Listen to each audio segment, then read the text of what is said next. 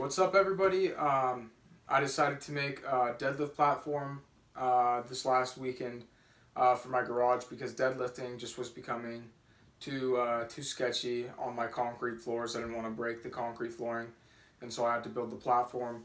I'm just gonna kind of share some of my experiences and ways that could help you make this an easier process. Here's kind of my rough diagram of my deadlift platform. What I did.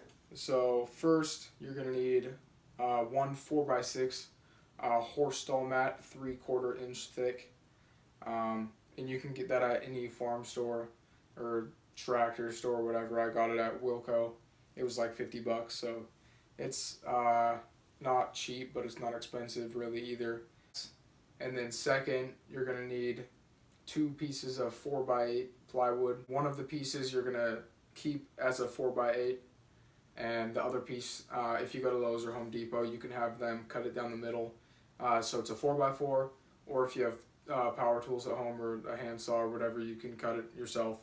A lot of people, they do 2 pieces of 4x8 plywood on the bottom just for extra protection. I don't really need that, so I just didn't do that. I just got rid of that one. It just seemed kind of useless for me. And kind of unnecessary. It just added weight and made it less portable overall. Anyway, so that was the kind of rough diagram of what you need. I'll post a slide of all the supplies that I got and kind of where you can get them. It also, Joe Delaney, I was watching his deadlift platform. He cut it down to a 3x8 just to make it more portable.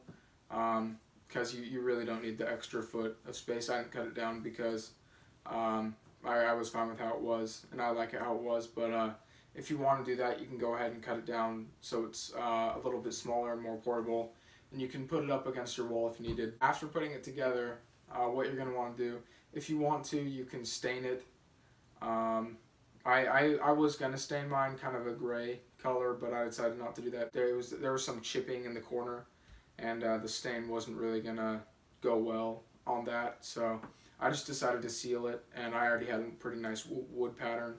I do recommend if you like the pattern on your plywood, make sure when you're cutting it, if you go to Home Depot or Lowe's and have them cut it, make sure that you put that pattern facing the inside and not the outside, or else the wood will kind of split in the corners.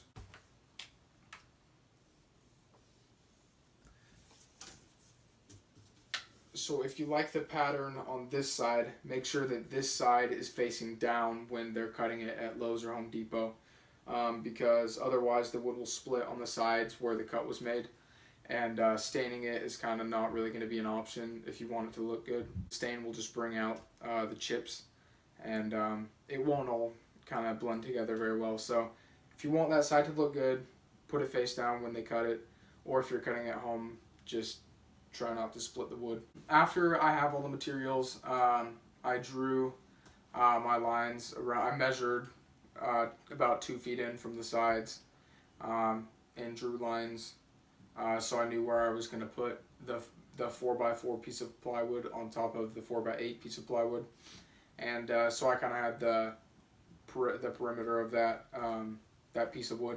And then I used wood glue, just a light coating before I drilled it to the platform, because it'll just help with kind of overall, it'll just help with the durability overall. So you definitely use wood glue to stick the 4x4 to the 4x8, and then drill your pre-drill your holes, use pilot holes, and then screw it into the other piece of plywood. With the horse stall mat, I just used like an X-Acto knife or whatever to cut it open. It's pretty easy to cut, just kind of bend it a little bit when you're cutting it, and it'll cut a little bit easier.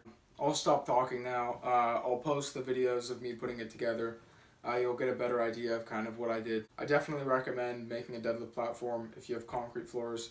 If you're thinking about making one, I would definitely do it. It's really nice, really helpful, and it looks pretty sick too. And it costed me around $200 for the whole setup. I already had some tools I had to drill and drill bits, but if you already have that stuff, it's only going to cost you around $200, And if you don't have this stuff, it's still at max going to cost you like $300. So it's really not, it's expensive, but not really if you compare it to how much buying a pre-made deadlift platform costs.